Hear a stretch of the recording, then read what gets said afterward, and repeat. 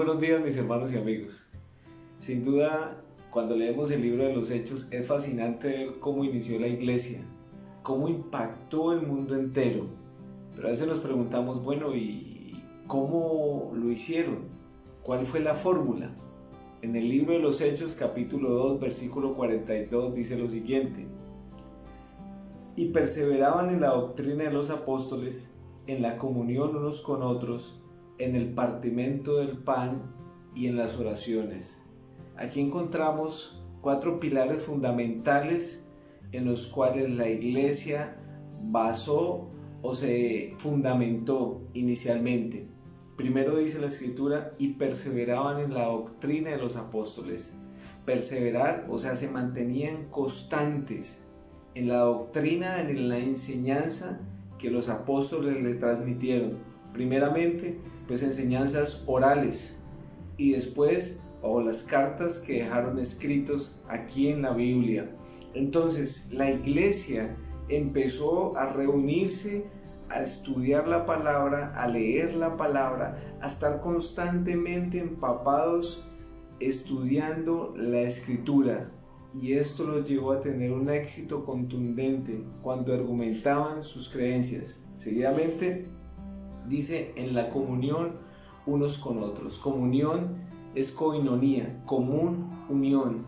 Esa hermandad que trasciende los tiempos, esa hermandad que se despoja realmente de lo material, que mira más la necesidad de mi hermano que la necesidad mía. Esa comunión hace que yo realmente sienta ese dolor por el dolor de mi hermano y me despoje de lo que tengo si es necesario para ayudar a mi hermano. Lastimosamente no se ve tan a menudo de la forma que lo hicieron los primeros creyentes, pero esto hoy día no se debe perder. Esto hoy día no es un cuento de hadas, no es algo que pasó a la historia y solo se veía en ese tiempo, no, es algo que la iglesia de hoy está llamada a practicar, tener comunión.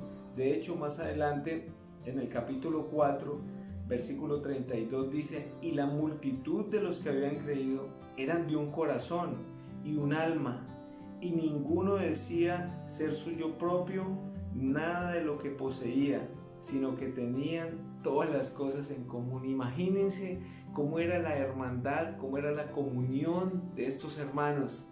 Nadie decía, esto es mío, no, lo mío es suyo, lo mío es suyo y lo suyo es mío. Había una comunión, una hermandad, una armonía tan fascinante y tan real que hoy la iglesia debe practicarlo de la misma forma. Seguidamente, en el versículo 42 nuevamente dice, en el partimiento del pan, o sea, la iglesia se reunía a la cena del Señor. La escritura dice, en el primer día de la semana se reunían los discípulos a partir el pan. Este mandamiento ellos no lo olvidaron. Ellos recordaron las palabras del Señor la noche que fue entregado. Esa misma noche el Señor Jesús tomó pan, lo partió, lo dio a sus discípulos y dijo, comed, esto representa mi cuerpo. De igual forma tomó la copa y la dio a sus discípulos y les dijo, mire, esto representa el nuevo pacto, la sangre que va a ser derramada allí en la cruz. Después de que nuestro Señor Jesús muere y resucita y asciende al cielo, los discípulos practicaron este mandamiento y la iglesia obviamente lo hacía porque obedecía al Señor.